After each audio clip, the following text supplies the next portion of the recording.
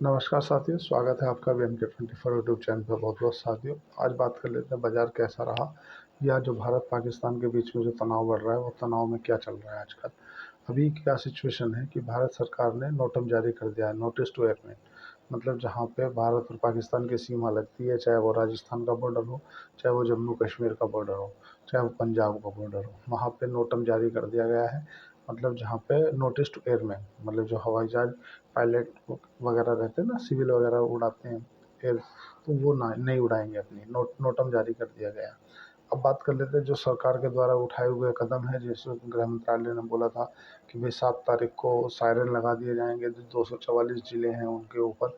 और इस एक्शन के पीछे सरकार की मंशा क्या है, या कल जो सरकार डील करने जा रही है, मतलब एयरफोर्स का एक युद्ध अभ्यास करने जा रही है जैसलमेर पाकिस्तान से सटे हुए बॉर्डर पे, है ना। उन सब चीज़ों पे सरकार की मंशा क्या है, या जो स्कूल या कॉलेजेस इन सब में जो बताया गया है कि सायरन अगर बजता है तो उस स्थिति में एक ब्लैक डे मनाया जाए। मतलब जो तुम्हारा घरों की बत्तियां हैं उनको सबको बंद कर दिया जाए। उसके पीछे का कारण क्या है साथियों? सबसे जो मेन कारण है ना, वो ये है कि सरकार ये चाहती है, उसके पीछे की मंशा ये है कि जब जो भी बड़ी बड़ी बिल्डिंगें होती हैं, जहाँ मकान होते हैं, जहाँ रिहायशी क्षेत्र होता है, वहाँ पे जो घरों की बत्तियां जली रहती है ना, तो वहाँ पे जो एयरफोर्स से किसी का भी हमला हो या नहीं हो, उस कंडीशन में उसको टारगेट करना ईजी होता है। लेकिन जब घरों की लट्टियाँ बत्तियाँ बंद होती हैं, उस कंडीशन में ऊपर से जो जो भी फाइटर जेट होता है ना, वो ट्रैक नहीं कर पाता कि यहाँ पे जंगल है या यहाँ पर रिहायशी क्षेत्र है। क्योंकि जब भी किसी एक दूसरे देश का एक दूसरे देश से युद्ध होता है ना, तो उनका जो मेन टारगेट होता है आम पब्लिक को टारगेट करना, ताकि ज़्यादा से ज़्यादा पैनिक सिचुएशन को क्रिएट किया जाए। तो अगर सरकार आपको बोलती है कि आप भाई घरों की बत्तियां जल बंद कर दो, तो हालांकि सरकार तो अपनी जो पावर सप्लाई है वो कट कर देती है, लेकिन जिनके घरों में इन्वर्टर है, जिनके घरों में जनरेटर है, जिनके घरों में लाइट के और कोई साधन है ना, वो क्या करते हैं कि लाइट खुली चल रही, वो कहीं ना कहीं अपने साथ साथ में दूसरों को भी इस आने वाली समस्या का न्योता दे रहे हैं। तो इसलिए अगर सरकार की तरफ से कुछ ब्लैक करने का मैसेज आता है कि अपने घरों की पूरी बत्तियां बुझा दो, तो अपने पूरे घरों की बत्तियां बुझा दो। इन्वर्टर है तो उसे बुझा दो, ताकि जो युद्ध वाली सिचुएशन में आप अपने आप को सिक्योर कर पाओ। क्योंकि आप एक ही व्यक्ति, अगर आप के घरों में लाइट जल रही है तो आप टारगेट में इजीली होगे, और टारगेट किसी एक व्यक्ति का नहीं होता, पूरे क्षेत्र का नुकसान होता है उसमें। पहली बात, सरकार अगर अब जैसे जिस तरह से मीडिया का क्षेत्र चल रहा है, उसमें आपको 2-3 चीज़ों का ध्यान रखना है। जैसे दूरदर्शन है या ऑल इंडिया रेडियो है, ऐसे जो सत्यापित न्यूज़ चैनल है ना, जो भारत सरकार के हैं ना, उन्हीं की न्यूज़ चैनलों पे आपको कॉन्सेंट्रेट करना है और उसी को मानना है। क्योंकि अभी कुछ ऐसा भी है कि फेक न्यूज़ चैनलों को भी रेगुलेट किया जाएगा। कुछ फेज, मतलब जो न्यूज़ पुरानी है उन्हें भी फेक किया जाएगा। जैसे अभी जिन जिलों का नाम है वो एक फेक था, उसको चालू किया गया। बाद में पता चला कि ये पुराना है, 2010 का है, जब एयरफोर्स उस समय पर युद्धाभ्यास कर रही थी, उस समय का है। तो ये आपको ध्यान रखना है कि जो ऑल इंडिया रेडियो है या दूरदर्शन है, डीडी न्यूज़ है, जो गवर्नमेंट के चैनल हैं, उन पे जो न्यूज़ आ रही है ना, उसे ही पुख्ता माने। या जिस भी न्यूज़ चैनल को आप देखते हैं, इस चीज़ को आप नोटिस करें। और अभी जो जैसे टेक्नोलॉजी का ज़माना है, अभी सरकार के कुछ जो बड़े बड़े फ़ोन में, उनमें शायद साइबर की भी अटैक हुआ है, कुछ इस तरह की सूचनाएं आ रही हैं। तो सबसे मेन बात क्या है, अपने आप में पैनिक क्रिएट ना करें, सिचुएशन को संभाल के रखें। अपने घर में जो बुजुर्ग है, जिसकी दवा, जो बीमार है, सबसे पहले प्रयास करें कि उसको संभालें, अपने आप को संभालें और पैनिक क्रिएट ना करें। अब कल जो है ना, मतलब जो पाकिस्तान के बॉर्डर से सटे हुए जब अपने जो राफेल हैं, मिराज है, सुखोई है, ये गर्जना भरते दिखेंगे आपको। नोटम जारी इसीलिए कहा है, नोटिस टू एयरमैन। हालांकि पाकिस्तान के पास में भी F-16 जैसे एयरक्राफ्ट, मतलब फाइटर जेट हैं, पर चूंकि भारत के थोड़ा सा ज़्यादा है। 244 जो ज़िले हैं, जिन ज़िलों में ये जारी किया गया है कि आपको अलर्ट रहना है। अब थोड़ा सा अब पाकिस्तान की तरफ भी नज़र डालें, तो पाकिस्तान के अंदर जो बलूच आर्मी है ना, उनके वहाँ पे विद्रोह चालू हो गया है। पाकिस्तान के 10 सैनिक मारे जा चुके हैं। और अगर बात करें पाकिस्तान की, तो पाकिस्तान की तरफ से लगभग 5,000 से ज़्यादा रिजाइन आ चुके हैं, जब से ये पता चला है कि भारत के साथ में हमला हो सकता है। तो इसके पीछे का क्या कारण है साथियों? कारण सीधा सा है कि जो जिस तरह का तनाव बढ़ रहा है ना, और जो सैनिक हैं वो जानते हैं कि हम भारत के सामने कहीं नहीं टकते।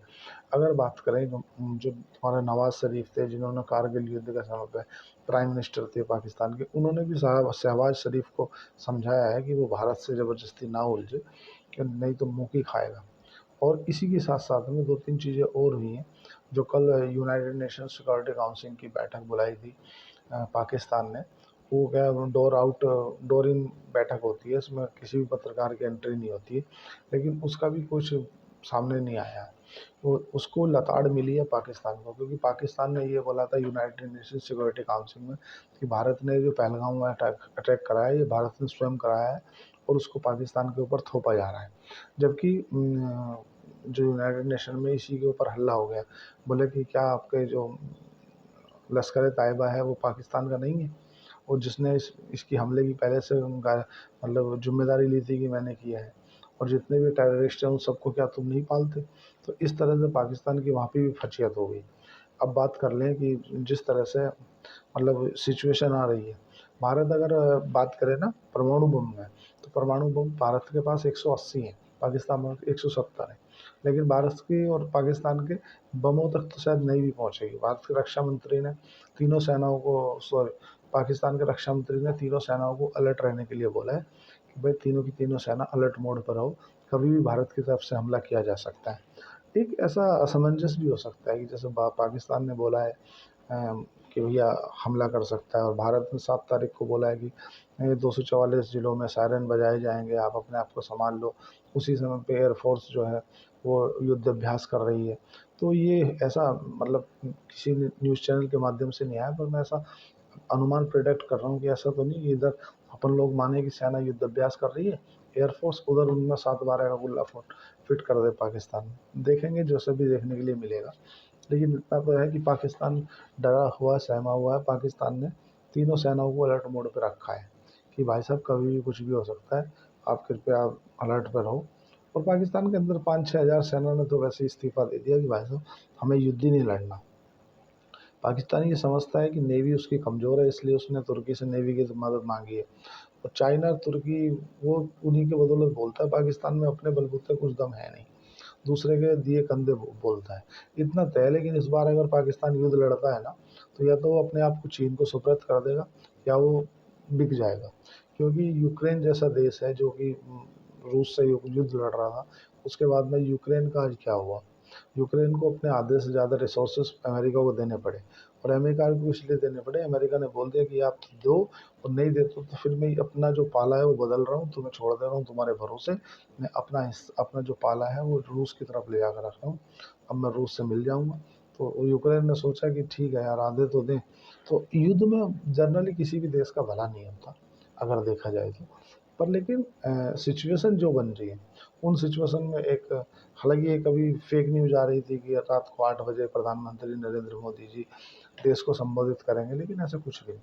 सबसे मेन चीज़ जो है ना साथियों, जो आपको देखने योग्य बात रहेगी, वो ये है कि एयरफोर्स, नेवी और इंडियन आर्मी, तीनों को देखोगे ना आप, तीनों का मिलजुल के अभ्यास करना, बॉर्डरों के सटे हुए जो क्षेत्र हैं उनमें अपनी तादाद बढ़ा लेना, ये सब किस ओर इशारा कर रहा है। ये देखो, आपको सच सतर्क रहना है, अलर्ट रहना है। कब क्या होगा वो एक अलग विषय है, वो सेना तय करेगी। हालांकि हम युद्ध में पाकिस्तान से कई गुना आ गए, कई हज़ार गुना आ गए। पाकिस्तान अपना कुछ नहीं उखाड़ पाएगा। हालांकि उनके तो सेना प्रमुख की तरफ से एक ऐसा भी बयान आया है, पाकिस्तान बोल रहा है कि भारत के पास ऐसी कोई मिसाइल ही नहीं है कि जो पाकिस्तान का कुछ उखाड़ ले। तो शायद वो भूल रहे हैं कि भारत के पास में अग्नि 5 जैसी मिसाइलें हैं, जो कि बैलिस्टिक मिसाइलें हैं, इंटर कॉन्टिनेंट बैलिस्टिक मिसाइल। अब आप सोच रहे हो कि इंटर कॉन्टिनेंट बैलिस्टिक मिसाइल का क्या फ़र्क होता है। देखो साथियों, जो इंटर कॉन्टिनेंट बैलिस्टिक मिसाइल होती है ना, वो पहले ऊपर जाती है हवा में, उसके बाद वो अंतरिक्ष में जाती है, और एक मिसाइल के अंदर 4 से 5 छोटी-छोटी मिसाइलें होती हैं, है ना? और वो फिर अपने जो टारगेट हिट, उन्होंने टारगेट उसमें सेट किया है ना, वो पहले अंतरिक्ष में जाएँगी, और फिर वो अंतरिक्ष से आएँगी, और वो अपना-अपना जो टारगेट उनका है, उसी टारगेट को हिट करती हैं। तो वो पाकिस्तान क्या बौखला गया है, बौखलाहट में वो कुछ भी बोल दे रहा है, उसको कोई नॉलेज नहीं है, कुछ नहीं है, नील बटा सन्नाटा है। अब थोड़ा-सा बाज़ार के ऊपर बात कर लेते हैं, शेयर बाज़ार की। शेयर बाज़ार में देखो, अगर भारत कहीं न कहीं कमज़ोर होता ना पाकिस्तान के मुकाबले, तो भारत के जो शेयर बाज़ार है ना, वो आज थोड़ी-सी पैनिक हुए हैं, ज़्यादा नहीं। नहीं तो जो एफआईआई हैं, डीआईआई हैं, लगातार पिछले 11 दिनों से लगातार खरीदारी कर रहे हैं। अकेले एफआईआई नहीं, डीआईआई, डोमेस्टिक इंस्टीट्यूशनल इन्वेस्टर भी लड़ेंगे, तनाव बढ़ेगा, इसमें दो मत नहीं है। लेकिन जो विदेशी ब्रोकरेज है ना, उन्हें कहीं न कहीं आज भी भारत के ऊपर भरोसा है।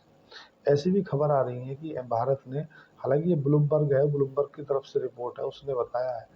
ऐसी इसकी कोई भी ना भारत ना ही तुम्हारा अमेरिका इसकी पुष्टि नहीं करता, लेकिन वो ऐसा बोला है कि भारत और अमेरिका जो है वो जीरो ट्रेड पे वार्ता करना चाह रहे हैं कि भैया एक समय तक क्या हम आपको $100 बिलियन तक का एक्सपोर्ट करेंगे, तो आप हमसे कोई भी टैरिफ मत लेना, और आप हमें $100 बिलियन तक का इंपोर्ट करोगे तो आप हमसे, हम आपसे कोई मतलब टैरिफ नहीं लेंगे। तो इस चीज़ से एक चीज़ तो तय है कि ये कहीं ना कहीं जो टैरिफ वाला मामला है वो तो सुलझता जा रहा है, लेकिन एक और उलझता जा रहा है जो भारत वाला मामला है।